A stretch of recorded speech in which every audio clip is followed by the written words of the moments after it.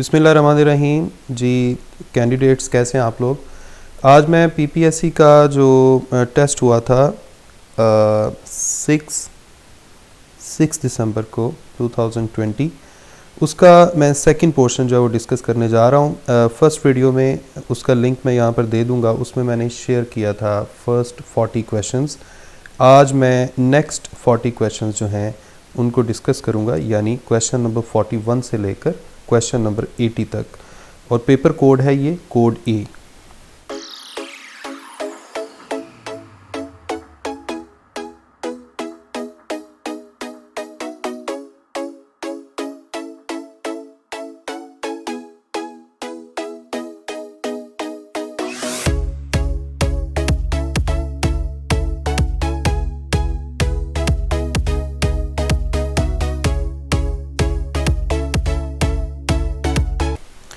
जी तो शुरू करते हैं क्वेश्चन नंबर 41 से। इससे पहले एक छोटा सा क्वेश्चन था जिसका पिछली वीडियो में मैंने जल्दी में आंसर थोड़ा गलत लगवा दिया था, वो मैं आपको ठीक करवा दूं। बल्कि आपने उसको ठीक ही किया होगा क्योंकि वो बड़ा सिंपल सा क्वेश्चन था। और वो मुझे ढूंढने दें ज़रा।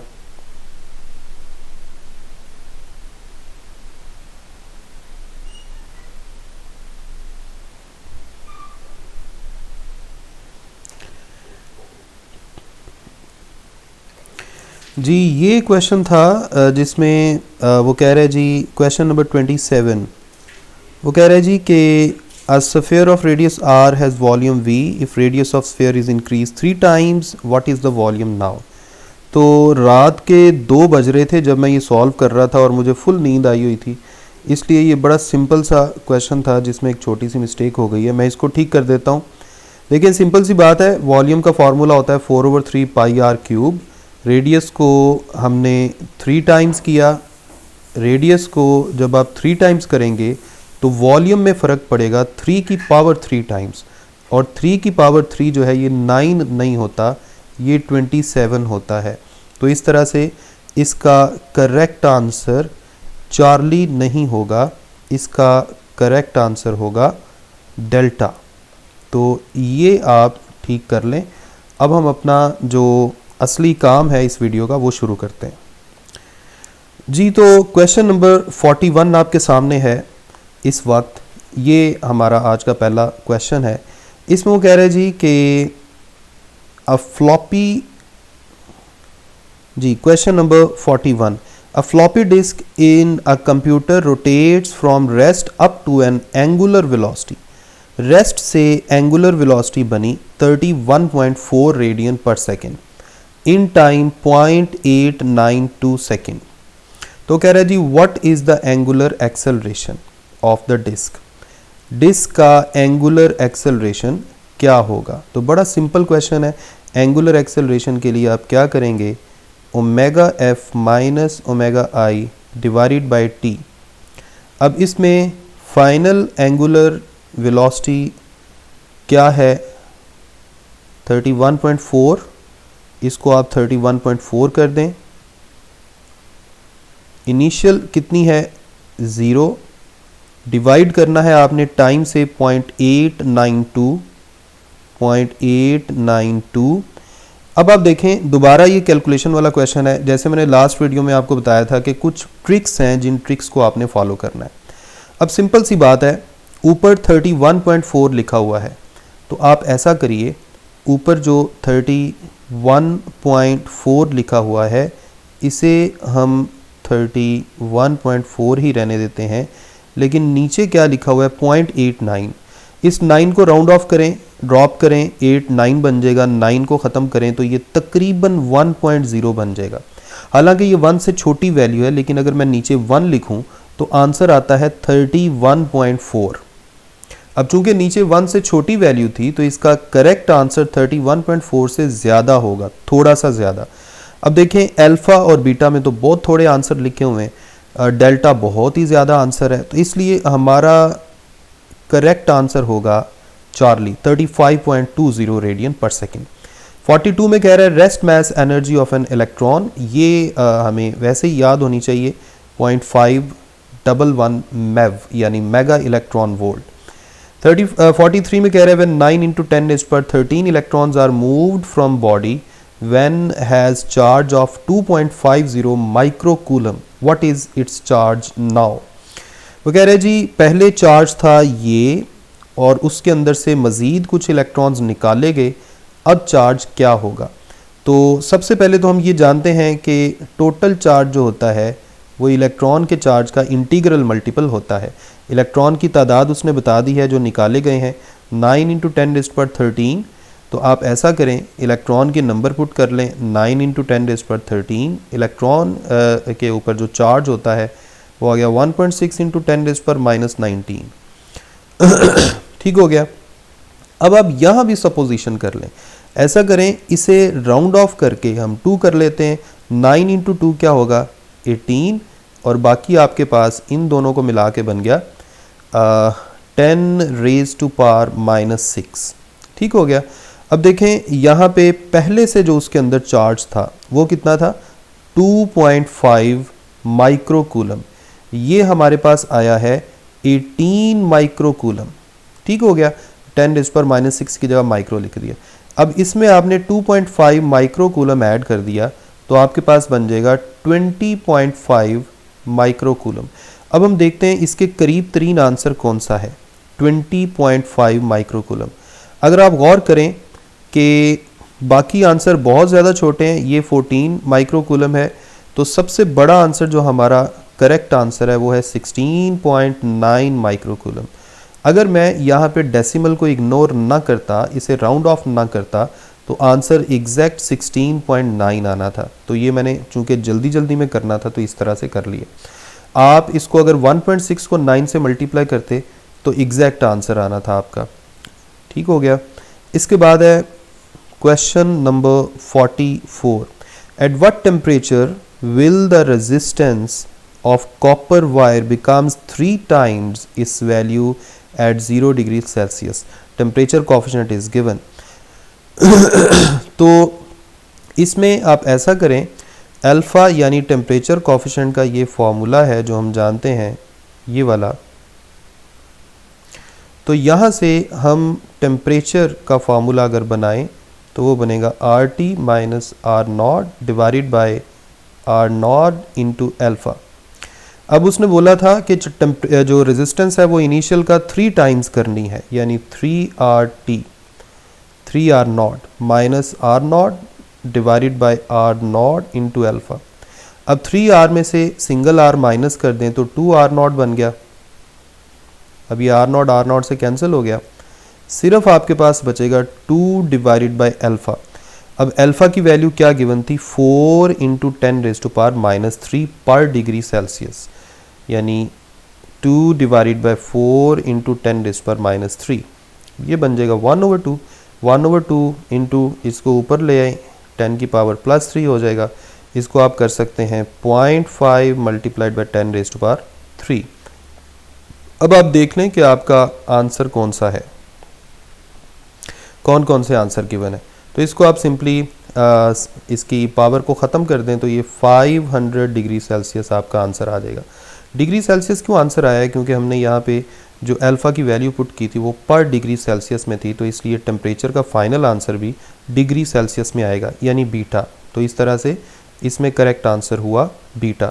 नेक्स्ट है 45 नंबर। A block on the end of spring is pulled to a position x is equal to a and released through what total distance does it travel in 1 full cycle. Simple सी बात है, एक पूरा cycle हुआ है और उसने total distance पूछा है। अगर तो डिस्प्लेसमेंट पूछा होता तो पूरे साइकिल के बाद डिस्प्लेसमेंट ज़ीरो होना था, क्योंकि हम जानते हैं कि अगर बॉडी अपने इनिशियल पॉइंट पर वापस आ जाए तो डिस्प्लेसमेंट की वैल्यू ज़ीरो हो जाती है। लेकिन यहाँ पर डिस्टेंस की वैल्यू पूछ रहा है, तो डिस्टेंस के केस में सिंपल सी बात है, एक पूरे साइकिल का मतलब है कि यहाँ से चला, घूम फिर के 4 दफ़ा एम्पलीट्यूड कवर करके वापस आया। इसका मतलब ये हुआ कि 4 एम्पलीट्यूड्स डेल्टा। क्वेश्चन नंबर 46 में कह रहा है a car of mass 1000 kg was brought to rest on a level road by braking and 500 kilojoules of heat were produced. अब हम जानते हैं कि ऑब्जेक्ट के अंदर जितनी भी काइनेटिक एनर्जी होती है वो जब गाड़ी को ब्रेक लगाई जाती है तो वो सारी की सारी काइनेटिक एनर्जी हीट एनर्जी की फॉर्म में अपीयर होती है। तो ये उसने जो हीट एनर्जी बताई है, समझे उसने काइनेटिक एनर्जी बताई है, आपसे उसने पूछी है स्पीड। तो सिंपल है, काइनेटिक एनर्जी का फॉर्मूला होता है हाफ एम वी स्क्वायर। यहाँ से वेलोसिटी का फॉर्मूला बना सकते हैं 2 times kinetic energy divided by mass, square root भी लेना पड़ेगा। इसके बाद काइनेटिक एनर्जी की वैल्यू उसने बताई है 500 किलो और मास है 1000। तो आप 500 किलो का मतलब है 10⁻3, नीचे भी 1000 है, ये वाला 1000 इस 1000 से कैंसिल हो गया, आपके पास 1000 स्क्वायर रूट आ गया। और इसको हम ऐसे लिख सकते हैं 100 मल्टीप्लाइड बाई 10 का स्क्वायर रूट, 100 को बाहर ले आए, ये बन जाएगा 10 इंटू 10 का स्क्वायर रूट। अब 10 का स्क्वायर रूट जो है, अगर तो यहाँ 9 होता तो इसका स्क्वायर रूट 3 आना था। अगर यहाँ 3 आंसर आए तो आपका आंसर तकरीबन बनेगा 30, लेकिन यहाँ पे 3 से थोड़ा सा ज़्यादा आंसर आएगा, इसलिए आपका आंसर भी 30 से थोड़ा सा ज़्यादा होगा।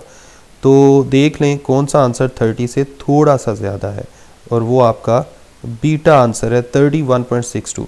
अल्फ़ा जो है वो 30 से कम है, चार्ली बहुत ज़्यादा है, डेल्टा बहुत ही ज़्यादा है, तो इसलिए करेक्ट आंसर आपका सिर्फ कौन सा है, बीटा। ओके जी, नेक्स्ट क्वेश्चन है 47। A truck of mass 750 kg, ये ट्रक का मैस है, ये इसकी वेलोसिटी है। Stationary dumpster of mass 1000 kg के साथ ये टकराया है। The two vehicle stick and move together. वो कह रहा है जी ट्रक था, वो किसी दूसरे व्हीकल के साथ टकराया, पहले दूसरा व्हीकल रेस्ट पे था, टकराने के बाद दोनों ने सेम वेलोसिटी से चलना शुरू कर दिया। तो ये बड़ा सिंपल क्वेश्चन है, आप इसको law of conservation of linear momentum को यूज़ करते हुए सॉल्व कर सकते हैं। इस तरह का चैप्टर 3 एफएससी फर्स्ट ईयर में एक न्यूमेरिकल भी है। तो m1 v1 prime plus m2 v2 prime, यहाँ पर आप देखें क्या करेंगे, जो v1 प्राइम और v2 प्राइम है इसकी जगह v पुट कर लें क्योंकि ये कॉमन है। v2 जो सेकंड ऑब्जेक्ट है इसकी वेलोसिटी 0 है सेकंड व्हीकल की, तो यहाँ से आपके पास बन गया लेफ्ट हैंड साइड पे m1 v1 बच गया, राइट हैंड साइड पे v1 प्राइम v2 प्राइम की जगह v लिख दिया था, उसे कॉमन निकाल लें, अंदर ये आ जाएगा। फिर यहाँ से आप देखें v इक्वल आ जाएगा m1 v1 divided by m1 plus m2। m1 कितना था, ट्रक का मैस वो था 750, और ट्रक की वेलोसिटी कितनी थी 30 किलोमीटर पर आवर। अच्छा, मैंने यहाँ पे देखा है सारी ऑप्शंस में जो वेलोसिटी है वो किलोमीटर पर आवर में गिवन है, इसलिए इसे मीटर पर सेकंड में कन्वर्ट करने ना बैठ जाएं, ये किलोमीटर पर आवर में आंसर आएगा। 750 इसका मैथ था, 1000 दूसरे का मैथ था, तो नीचे बन गया, ऊपर है 750 इंटू 30 डिवाइडेड बाई 1750। अब देखें इसमें एक ज़ीरो इससे कैंसिल हो गया। अब आप ऐसा करें, इसको 5 पे कैंसिल करें, ऊपर भी 5 पे कैंसिल कर दें, फिर 5 पे करें, ये आपके पास बन जाएगा जी ऐसा ही है। ओके जी, यही है। अब आपके पास आ जाएगा 90 डिवाइडेड बाई 7, 90 डिवाइडेड बाई 7, 90 को अंदर लिखें, 7 को बाहर। अब 2 पे जाएगा, उसके बाद किस पे जाएगा, 8 पे। तो आपका तकरीबन 12.8 समथिंग आंसर आएगा। तो अब आप देख लें कि यहाँ पे कौन सा आंसर इसके पास है, बल्कि काफ़ी अच्छा आंसर आपने निकाल लिया है, चार्ली ऑप्शन 12.85। ठीक है। क्वेश्चन नंबर 48 में कह रहा है इक्वल चार्जेस दोनों इक्वल हैं, are separated by distance 2 metre, the force between them is 9 newton, what are the charges के बारे में उसने पूछा है। तो यहाँ आप क्या करेंगे, फोर्स का फॉर्मूला लिख लें कि दोनों चार्जेस इक्वल है, तो Q1 Q2 की जगह मैंने Q पुट करके उसका स्क्वायर कर दिया, नीचे भी R स्क्वायर है, यहाँ से Q स्क्वायर किसके इक्वल आएगा, F R square divided by K, और Q किसके इक्वल आ जाएगा, स्क्वायर रूट लेना पड़ेगा। ठीक है, Q किसके इक्वल आ जाएगा जी, Q आ जाएगा F R square divided by के सारे का स्क्वायर रूट। अब फोर्स उसने बताई है 9, डिस्टेंस उसने बताया था 2 डिवाइडेड बाय के की वैल्यू है 9 × 10⁻⁹ सारे का स्क्वायर रूट। अब ऊपर 9 था, नीचे भी 9 है, ये कैंसिल हो गया। ऊपर 2 का स्क्वायर जो है ये 4 देगा, ठीक हो गया, डिवाइडेड बाय 10 की पावर 9 आ गया। अब देखें 4 का स्क्वायर रूट तो 2 हो जाएगा, नीचे 10 की पावर 9 को हम 10 की पावर 8 और 10 की पावर 1 करके लिख सकते हैं। 10 की पावर 8 जो है ये स्क्वायर रूट से बाहर आके 10 की पावर 4 बन जाएगी, मल्टीप्लाइड बाय 10 स्क्वायर रूट। अब यहाँ भी थोड़ी सी हमें सपोजिशन लगानी पड़ेगी। ये जो 10 का स्क्वायर रूट है, अगर ये 9 होता तो इसका आंसर होना था 3, तो इस तरह से तकरीबन 3.1 समथिंग आंसर आएगा। तो मैं इसे 3 ही कंसिडर कर लेता हूँ, और नीचे 10 की पावर 4 पहले से मौजूद है, इनको अलग अलग कर लेते हैं ताकि मिक्स ना हो। ठीक है जी, 2/3 इनकी जब हम रेशो लेंगे, डिवाइड करेंगे तो ये 0.666 समथिंग आंसर आता जाएगा, मल्टीप्लाइड बाय 10 की पावर, ये ऊपर आके -4 हो जाएगा। अब हम देखते हैं आंसर किस शक्ल में गिवन है। आंसर जो है ये माइक्रो में गिवन है, तो इसको माइक्रो में बनाने के लिए जो 2 डिजिट राइट साइड पे ले आए, तो इस तरह से तकरीबन ये 66 मल्टीप्लाइड बाय 10⁻⁻6 हो जाएगा, या 66 या 67 माइक्रो कूलम। तो अब हम देखते हैं कि इसके करीब करीब कौन सा आंसर है।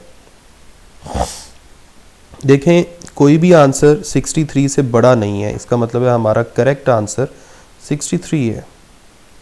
इसके बाद है जी 49, for coherence 2 light sources must be. Coherent sources की ये बेसिक डेफिनेशन थी जो इंटरफेरेंस में करवाई जाती है कि वो इन फेज़ होनी चाहिए, उनकी मोनोक्रोमेटिक होनी चाहिए, यानी वेवलेंथ सेम हो, फ्रीक्वेंसी भी सेम होगी। अगर वेवलेंथ सेम है फ्रीक्वेंसी भी सेम होगी। ठीक है जी, नेक्स्ट है question number 50। The specific heat of substance A is greater than the specific heat of substance B. A की स्पेसिफिक हीट ज़्यादा है। स्पेसिफिक हीट को डिफाइन किस तरह किया जाता है, C is equal to Q divided by m delta T. अब स्पेसिफिक हीट क्या है, amount of heat energy required to raise the temperature of unit mass through 1 kelvin. अब यहाँ पे अगर A की स्पेसिफिक हीट ज़्यादा है, इसका मतलब ये हुआ कि A का टेम्परेचर, यूनिट टेम्परेचर बढ़ाने के लिए ज़्यादा हीट एनर्जी चाहिए। यहाँ वो पूछ रहा है जी the message are same if equal amount of energy, एक जितनी एनर्जी आ रही है, तो ज़्यादा टेम्परेचर किसका बढ़ेगा, जिसकी स्पेसिफिक हीट थोड़ी है। स्पेसिफिक हीट थोड़ी किसकी है, सब्सटेंस B की। सो करेक्ट आंसर इज B। 51 में कह रहे हैं the temperature of a gas off initial volume V1, gas का इनिशियल वॉल्यूम V1 था, इसके टेम्परेचर को 200 केल्विन से 800 केल्विन कर दिया गया, तो आप समझ जाएं कि कितने गुना हुआ, 4 times the new volume is. तो ये बड़ा सिंपल है, आप इसमें आइडियल गैस इक्वेशन को इस तरह से यूज़ कर सकते हैं। देखें किसी और चीज़ का उसने ज़िक्र नहीं किया, तो जिन जिन क्वांटिटीज़ का जिक्र नहीं किया समझें वो कांस्टेंट है। So pressure is constant, number of mole constant, gas वही है, आर पहले ही कांस्टेंट होता है, तो हम कह सकते हैं volume is proportional to absolute temperature. Absolute temperature कितने टाइम्स हो रहा है जी, अभी हमने देखा 4 टाइम्स, तो अगर एब्सोल्यूट टेम्परेचर आप 4 टाइम्स कर रहे हैं, so volume must goes 4 times. Final volume को V2 का नाम दिया है, इनिशियल को V1 का नाम दिया है, इसका मतलब है फाइनल वॉल्यूम 4 टाइम्स है, यानी इनिशियल को 4 से मल्टीप्लाई करके आएगा, यानी V2 is equal to 4V1। इस तरह का करेक्ट आंसर होना चाहिए। अब यहाँ लिखा हुआ है जी V2 is equal to 4V1, ना ये है ना ये है ना ये है, करेक्ट आंसर अल्फ़ा में है और उसने इसको V1 की शक्ल में लिखा हुआ है। तो सिंपल सी बात है, अगर V2 4V1 के इक्वल है तो V1 किसके इक्वल होगा, V2 डिवाइडेड बाय 4 के। ठीक हो गया। क्वेश्चन नंबर 52 में कह रहा है Pauli's exclusion principle states that no 2 electrons in the same atom can have same values for which quantum numbers. तो उसने बोला था सारे ही क्वांटम नंबर्स के अंदर दो इलेक्ट्रॉन्स की सेम वैल्यूज़ नहीं हो सकती, तो इसलिए सारे ही क्वांटम नंबर्स आएंगे। So alpha is the correct answer. 53 में कह रहा है how many electrons pass a cross section of wire in time 1 hour. 1 hour का मतलब है 3600 सेकेंड, करंट भी गिवन है। तो इसका आंसर नोट फरमा लीजिए कि ये गलत था, कोई भी ऑप्शन करेक्ट नहीं थी, तो इसके ग्रेस मार्क्स मिलेंगे। इसमें क्या है कि how many electrons pass a cross sectional wire. Current की बेसिक डेफिनेशन हम जानते हैं, charge divided by time. Charge की जगह हम लिख सकते हैं N E divided by time, यहाँ से नंबर ऑफ इलेक्ट्रॉन का फार्मूला बना लें, I T divided by charge. Current था 1 एम्पेयर, टाइम था 1 आवर यानी 3600 सेकेंड, चार्ज ऑफ इलेक्ट्रॉन होता है ये। अब आप क्या करेंगे, अब आप ऐसा करें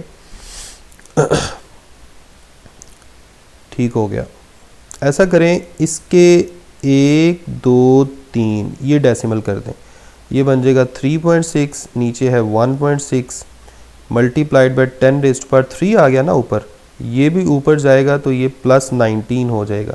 इन दोनों के डेसिमल आपस में कैंसिल हो जाएंगे क्योंकि इनके राइट हैंड साइड पे एक जितने डिजिट्स हैं। अब आप इनको आपस में कैंसिल करें, 6 पे तो नहीं, सॉरी 4 पे कर दें, ये 4 पे, ये 9 पे जाएगा, और 9/4 जो है ये किसके इक्वल होता है, 9 को अंदर रखें, 4 को बाहर, 2 पे जाएगा, फिर पॉइंट आएगा, फिर 2 पे जाएगा, तो इसका कुछ ऐसा आंसर आएगा 2.2 मल्टीप्लाइड बाय 10⁻⁴, ये क्या बनेगा 22। So this must be the correct answer, 2.2 multiplied by 10⁻22, तो ये आपका करेक्ट आंसर है। तो यहाँ पे मैंने लिखा हुआ है, और यहाँ पे कोई भी ऐसा आंसर नहीं था, सो correct answer is mentioned here, 2.2 multiplied by 10⁻22. The speed of sound in air is affected by change in temperature. Speed of sound जो है इस पर टेम्परेचर का इफ़ेक्ट होता है। टेम्परेचर अगर बढ़ाते हैं तो उस रीजन की जो डेंसिटी है गैस की वो कम हो जाती है, और डेंसिटी कम होने से स्पीड ऑफ साउंड बढ़ जाती है। 55 में कह रहा है you observe two helium balloons floating next to each other at the ends of strings secured to a table. The facing surfaces of the balloons are separated by 1 to 2 centimeter. You blow through the opening between the balloons. What happens to the balloons? कुछ ऐसी situation है कि दो balloons हैं जिनके दरमियान में थोड़ा सा डिस्टेंस है, आप इनके दरमियान ब्लो करते हैं तो यहाँ वेंचुरी इफेक्ट आएगा। जब आप स्पीड बढ़ाते हैं तो प्रेशर में कमी आएगी, इसका मतलब है इनके दरमियान में जो प्रेशर है वो लो होगा। इनके दरमियान अगर प्रेशर लो होगा तो साइड्स पे जो कंपैरेटिवली हाई प्रेशर है वो इनको पुश करेगा टुवर्ड्स ईच अदर, यानी एक दूसरे के करीब जाएंगे, यानी इनके दरमियान अट्रैक्शन होगी। So they move towards each other.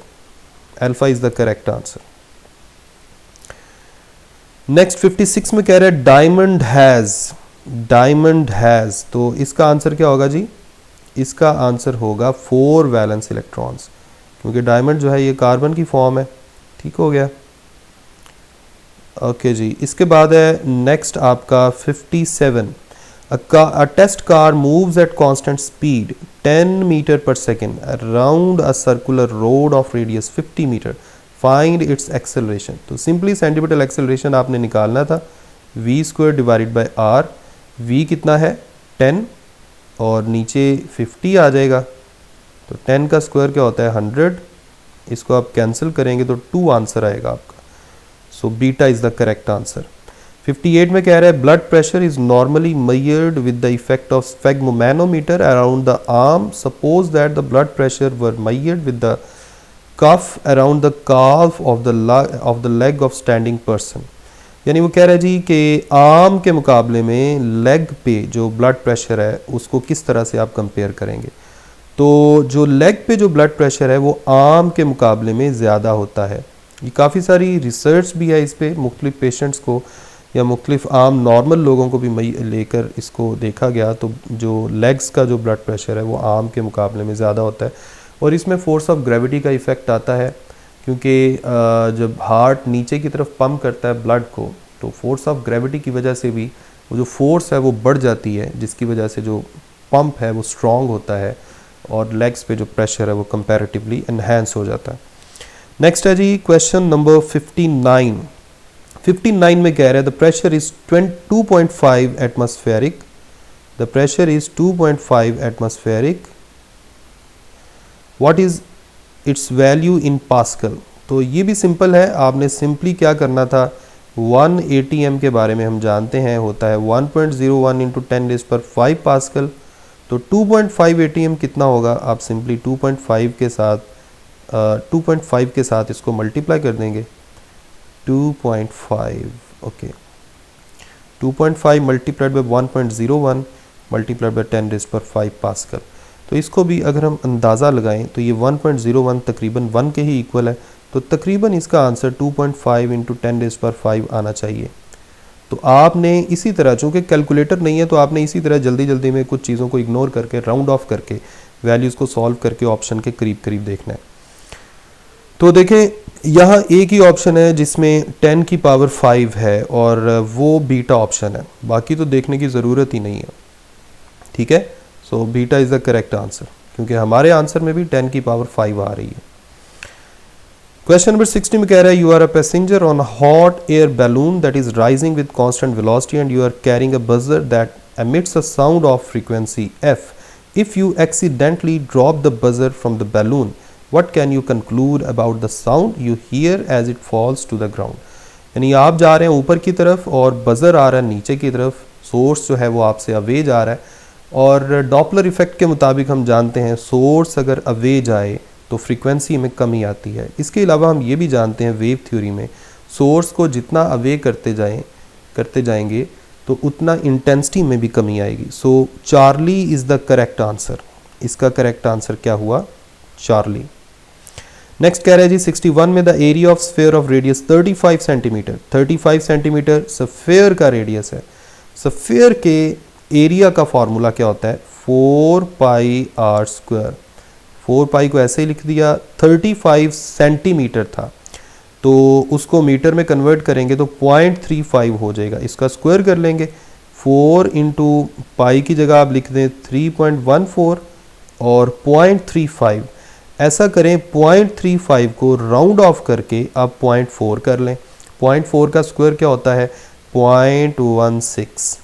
ठीक है जी, और इसी तरह से आप ये जो 3.14 है इसे राउंड ऑफ करके 3 कर लें। 4 इंटू 3 क्या होगा, 12। 12 को आप बड़ी आसानी से 0.16 के साथ मल्टीप्लाई कर दें, इस तरह हो गया 61 और ये आ जाएगा 291 और डेसिमल यहाँ पे आ जाएगा 1.92 तकरीबन इसका आंसर होना चाहिए, 1.92। और देखें आंसर का यूनिट मीटर स्क्वायर में होना चाहिए। ठीक है, अब देखें 1 ये अल्फ़ा ऑप्शन तो बहुत ही छोटी है, अल्फ़ा ऑप्शन। चार्ली जो है ये 0.0 में है, डेल्टा 0.1 में है, तो हमारा आंसर 1 से बड़ा है और 1 से बड़ा एक ही आंसर गिवन है, बीटा। अच्छा एक बात याद रखें, इस तरह के जो न्यूमेरिकल टाइप क्वेश्चंस होते हैं उसमें जो एग्जामिनर है वो एटलीस्ट ये ज़रूर ख्याल करता है कि जो आंसर हैं वो एक दूसरे के बहुत ज़्यादा करीब ना हो, और फिर कैलकुलेटर के बगैर इसी तरह से वैल्यूज़ को कैलकुलेट किया जाता है जिस तरह यहाँ पे मैं कर रहा हूँ, कुछ चीज़ों को इग्नोर करके, क्योंकि जब तक आप पॉइंट डेसिमल के बाद वाली कुछ चीज़ों को ड्रॉप नहीं करेंगे आप थोड़े टाइम में इनको सॉल्व नहीं कर सकते। नेक्स्ट है question number 62, the time period T and acceleration of gravity. हम जानते हैं कि टाइम पीरियड का जो फॉर्मूला है ये होता है 2π√L/g। तो टाइम पीरियड का ग्रेविटेशनल एक्सेलरेशन के साथ फिर क्या रिलेशन आ गया, इनवर्स और स्क्वायर रूट में, यानी डेल्टा ऑप्शन। इसके बाद है जी 63, an object of mass m moves in uniform circular motion, horizontal frictionless stable, the radius of circle is r and centimetre force f। Radius और स्पीड दोनों को वो डबल कर रहा है, वो कह रहे हैं सेंटीमीटर फोर्स पे क्या फ़र्क पड़ेगा। तो सेंटीमीटर फोर्स का हम फार्मूला जानते हैं mv² डिवाइडेड बाय r। जब आप स्पीड को डबल करेंगे तो ऊपर फ़र्क पड़ेगा स्क्वायर में, रेडियस को डबल करेंगे तो नीचे सिर्फ 2 हो जाएगा, और 4 और 2 ये आपस में मल्टीप्लाई होंगे तो आंसर 2 टाइम्स आएगा, यानी सेंट्रीपिटल फोर्स डबल हो जाएगी। So Charlie is the correct answer. 64 में कह रहा है in monitoring body temperature the waves are used, ये IR वेव्स को यूज किया जाता है infrared. Charlie is the correct answer. All nuclei have रफली द सेम डेंसिटी, ये भी आपको याद रखना पड़ेगा, beta 2.3 into 10⁻17 kilogram per cubic metre. 66 में कह रहा है transformer has 50 in the primary, ये प्राइमरी की नंबर ऑफ टर्न्स हैं, ये सेकेंडरी की नंबर ऑफ टर्न्स हैं। इफ़ प्राइमरी वोल्टेज, प्राइमरी का वोल्टेज उसने बता दिया, तो आप ये जानते हैं कि ट्रांसफार्मर में जो वोल्टेज और नंबर ऑफ टर्न्स हैं इनका डायरेक्ट रिलेशन होता है। जिस तरफ की नंबर ऑफ टर्न्स ज़्यादा होंगी उस तरफ का वोल्टेज भी ज़्यादा होगा। अब आप देखें, ये बड़ा सिंपल क्वेश्चन था, इसमें आप देखें प्राइमरी की नंबर ऑफ टर्न्स को 5 से मल्टीप्लाई करें तो सेकेंडरी की नंबर ऑफ टर्न्स आती हैं। तो इसका मतलब है प्राइमरी के वोल्टेज को भी आप 5 से मल्टीप्लाई करेंगे तो सेकेंडरी का वोल्टेज आ जाएगा, यानी प्राइमरी के वोल्टेज को 5 से मल्टीप्लाई करेंगे तो सेकेंडरी का वोल्टेज आ जाएगा, यानी 14 मल्टीप्लाइड बाय 5 आपके पास आंसर आ जाएगा 70 वोल्ट, यानी डेल्टा। ठीक है। क्वेश्चन नंबर 67 में कह रहा है 50 kg women stands on a scale in an elevator, what does the scale read if the elevator is moving upward with an acceleration of 2 meter per second। ये है आपका क्वेश्चन। 50 kg women है और 2 metre per second उसका acceleration है ऊपर की तरफ। हम जानते हैं कि अपेरेंट वेट जो है, अगर लिफ्ट या एलिवेटर ऊपर की तरफ मूव कर रही हो तो अपेरेंट वेट का ये फार्मूला होता है mg प्लस ma। मैस को कॉमन निकाल लें, अंदर g प्लस a आ गया। मैस कितना था 50 kg, g की जगह 9.8 और a की जगह 2। आप ऐसा करें, इस 9.8 को राउंड ऑफ करके 10 ले लें, फिर अंदर 12 हो जाएगा, 50 मल्टीप्लाइड बाय 12। तो इस तरह से आपका करेक्ट आंसर बन जाएगा 600 न्यूटन। 600 न्यूटन के करीब करीब आंसर आपका करेक्ट होना चाहिए, और ये एक ही आंसर गिवन है 590। 68 में कह रहा है which one of the following statement correctly describes the abilities of energies of A and B to do work if engine A has greater power rating than engine B, यानी A engine की power ज़्यादा है और B की कम है। हम जानते हैं पावर का फॉर्मूला क्या होता है, रेट ऑफ डूइंग वर्क। इसका मतलब है अगर टाइम को सेम कंसिडर कर लिया जाए तो ज़्यादा पावरफुल का मतलब ये है कि वो गिवन टाइम में या उतने ही टाइम में ज़्यादा वर्क करेगा। तो A जो है वो ज़्यादा वर्क करेगा as compare to B in the same amount of time. तो इस तरह से बीटा आपका करेक्ट आंसर था। 69 में कह रहा है electron volt is the unit of energy, ये हम जानते हैं, बड़ा सिंपल क्वेश्चन था। 70 में कह रहा है there are 3 into 10⁻⁷ radon atoms, ये उसने रेडॉन एटम्स की तादाद बताई है, ये उसने हाफ लाइफ बता दी है। Trapped in a basement how many radon atoms remain after 31 days, total time गुजरा है 31 डेज। और उसने अनडिकेड की तादाद पूछी है, अनडिकेड की तादाद। ठीक हो गया। तो ऐसा करें, उसने कहा है जी ये वाली इक्वेशन यूज़ करें। चलें हम ये वाली इक्वेशन यूज़ नहीं करते, हम यूज़ करते हैं जी कोई और वो इक्वेशन क्या है, वो इक्वेशन ये है सिंपल।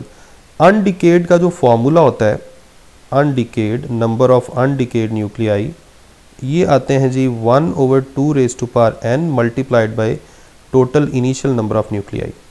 और टोटल टाइम का फॉर्मूला होता है number of half lives multiplied by time for single half life. यहाँ से नंबर ऑफ हाफ लाइफ आ गया total time divided by time for single half life. Total time यहाँ पर था 31 डेज और time for single half life उसने days में बताई है 3.83। आप ऐसा करें, जो 3.83 है उसे आप राउंड ऑफ करके 4 कर लें, ये बन गया 31 डिवाइडेड बाय 4। इसको जब आप डिवाइड करेंगे तो आपके पास तकरीबन इसका आंसर आएगा 7 पॉइंट समथिंग। 7 पे गया 28 आया, 3 बचा, पॉइंट लगा के 0 आया, फिर इस पे जाएगा तो तकरीबन 7.7 आप कर लें, 7.8 तक इसका आंसर आना था। तो इसे मैं राउंड ऑफ करके 8 कर लेता हूँ, सही है। ओके, अब आ जाएं यहाँ पर। यहाँ आपने क्या करना है जी, यहाँ आपने 1/2 स्मॉल n की जगह 8 लिख देना है। नंबर ऑफ इनिशियल न्यूक्लियाई उसने बताए थे, इनिशियल नंबर ऑफ न्यूक्लियाई बताए थे 3 × 10⁻⁷, 3 × 10⁻⁷। अब ये जो 2⁸ है इसे सॉल्व करें। देखें 2⁸ को मैं ऐसे लिख सकता हूँ 2⁻³ × 2⁻³ × 2⁻²। ये 8 के इक्वल है, ये भी 8 के इक्वल है, ये 4 के इक्वल है। इनको मल्टीप्लाई करें 64, इनको मल्टीप्लाई करें क्या आ जाएगा 256। तो 256 आपके पास नीचे आ गया। 3/256 × 10⁻⁷। अब ऐसा करें, यहाँ डेसिमल लगा लेते हैं और इसको 2 डिजिट इधर मूव कर लें। ठीक है, तो यहाँ नीचे कितनी पावर आएगी, 10 की पावर 2 आ जाएगी। इसको ऊपर ले जाएं, 3/2.56 हो गया, 10 की पावर 7 में से 2 गया, बाकी क्या बचा 5। इसको नीचे जो 2.5 लिखा हुआ है उसे आप राउंड ऑफ करके 1 कंसिडर कर लें, ठीक है, सॉरी 3 कंसिडर कर लें, 3 कैंसिल हो गए, 1 आ जाएगा। तो आपका आंसर तकरीबन 10⁵ आना चाहिए, या 10⁵ की पावर में आंसर आना चाहिए। यहाँ 10 की पावर 5 में एक ही आंसर गिवन था और वो चार्ली था। ये तो देखें, इस तरह के क्वेश्चंस को आपने ऐसे ही सॉल्व करना और कोई मेथड नहीं है। 71 में कह रहा था आंसर टेनिटी प्रिंसिपल इज, अब यहाँ गिवन ऑप्शन में एक ही ऑप्शन करेक्ट थी, ये वाली, बाकी कोई भी ऑप्शन जो है वो करेक्ट के करीब तरीन भी नहीं है। The Lorentz transformation equation reduce to Galilean transformation equation when velocity is very low. जब वेलोसिटी वेरी काफ़ी कम कर दी जाए तो फिर वो गैलीलियन ट्रांसफॉर्मेशन के साथ कोइंसिडेंस हो जाता है उसका। The intensity of sound unit is decibel. Intensity level जो है उसे डेसिबल पे मेजर किया जाता है। Work done will be 0 when angle between force and displacement. तो ये वर्क का सिंपल फॉर्मूला था, W = FD cos of theta. हम जानते हैं 90 एंगल पर वर्क 0 होता है, so correct answer is beta. 75 में कह रहा है which one or more of the following would lead to an increase in the maximum kinetic energy of the ejected photo electrons. तो इसमें सिंपल सी बात है, इंसिडेंट लाइट की जो एनर्जी है इंसिडेंट लाइट की जो एनर्जी है वो क्या है, फर्ज करें वो है HF। इंसिडेंट लाइट की जो एनर्जी है ये दो काम करने में यूज़ होती है, एक वर्क फंक्शन में, दूसरा maximum kinetic energy of photo electrons में। तो आप जितनी फ्रीक्वेंसी बढ़ाएंगे, वर्क फंक्शन तो कांस्टेंट है, उसके मुताबिक कौन बढ़ेगा, maximum kinetic energy of photo electron. So increasing the frequency of incident light is the correct answer, यानी चार्ली। ये ठीक है जी। इसके बाद है uniform wire of length L and diameter D has a resistance R and other wire same material. देखिए material same होने का मतलब ये है कि जो रेजिस्टिविटी है वो सेम है। तो ऐसा करते हैं, यहाँ पे रेजिस्टेंस का फॉर्मूला लिखते हैं, ρL/A। एरिया को πr² भी लिखा जा सकता है, आप R को D/2 भी लिख सकते हैं, वो D² / 4 हो जाएगा। तो इस तरह से 4ρL / πd², ये बन गया। यहाँ से हमें समझ आ रही है resistance is proportional to L/d²। अब उसने किया क्या है, उसने लेंथ को भी डबल किया है, डायामीटर को भी डबल किया है। तो सिंपली जब आप लेंथ को डबल करेंगे ऊपर 2 आएगा, डायामीटर को डबल करेंगे तो नीचे स्क्वायर में फ़र्क पड़ेगा, 4 आएगा। 2/4 का मतलब होता है 1/2। इसका मतलब ये हुआ कि जो रेजिस्टेंस है वो कितने टाइम्स हो जाएगी, 1/2 टाइम्स, यानी हाफ हो जाएगी। So correct answer should be alpha. 77 में कह रहा है integrated circuits are critical for high speed computers, the fast response is due to. तो इसमें एक है मिनिएचराइजेशन, दूसरा है क्लोज पैकिंग। तो इसमें ज़ाहिर बात है मिनिएचराइजेशन और क्लोज पैकिंग दोनों जो हैं, दोनों ही इसकी रीज़न है। आप ये समझ लें दोनों एक ही चीज़ है। मिनिएचराइजेशन जो है वो भी यही है कि कंपोनेंट्स को आपने बड़ा करीब करीब रखा हुआ है। सिंपल सी बात है, जब कंपोनेंट्स बड़े करीब होंगे, आपने मटेरियल बहुत अच्छा यूज़ किया है, कंपोनेंट्स बड़े करीब करीब हैं, रेजिस्टेंस का फैक्टर बड़ा नेग्लिजिबल सा रह जाएगा, तो उसकी वजह से जो रिस्पॉन्स है सॉफ्टवेयर का वो बड़ा फास्ट होगा। So Charlie is the best answer. Okay जी, इसके बाद है next 78, frequency is adjusted by tuning. देखें, हम फ्रीक्वेंसी को एडजस्ट करते हैं ट्यूनिंग की मदद से। ट्यूनिंग करने का मतलब क्या है कि अपने अगर आप ट्यूनिंग ऑफ रेडियो की बात कर रहे हैं तो उसको डिज़ायर्ड फ्रीक्वेंसी पे सेट करना, या अगर आप ट्यूनिंग ऑफ म्यूज़िकल इंस्ट्रूमेंट की बात कर रहे हैं तो उसको भी डिज़ायर्ड फ्रीक्वेंसी पे सेट करना। 79 में कह रहा है जी krypton atomic number 36 has how many electrons in its next to outer most shell. Next to outer most shell का मतलब क्या होगा? आउटर मोस्ट शेल से के साथ। अब आउटर मोस्ट शेल के साथ कौन सा शेल है? जो उसका आउटर मोस्ट से पिछला शेल है, यानी सेकंड लास्ट शेल है। ठीक है, तो इसका मतलब ये हुआ कि इसमें करेक्ट आंसर क्या होगा?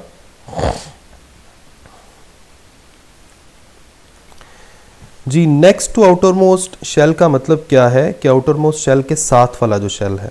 अब इसमें देखें 2n2 वाला फार्मूला है। इसमें अगर मैं फ़र्स्ट की बात करूं तो फर्स्ट में कितने आएंगे? 2 × 1² ये आ जाएगा 2। अगर मैं सेकंड की बात करूं तो इसका आएगा 2 × 4 यानी 8। अगर मैं थर्ड की बात करूं तो इसमें आएगा 2 × 3 का स्क्वायर यानी 2 × 9 यानी 18। और देखें अब ये टोटल कितने हो चुके हैं? ये टोटल हो चुके हैं 28 टोटल हो चुके हैं। इसका एटॉमिक नंबर उसने बता भी दिया 36 है, यानी बाकी कितने बच गए हैं? 8।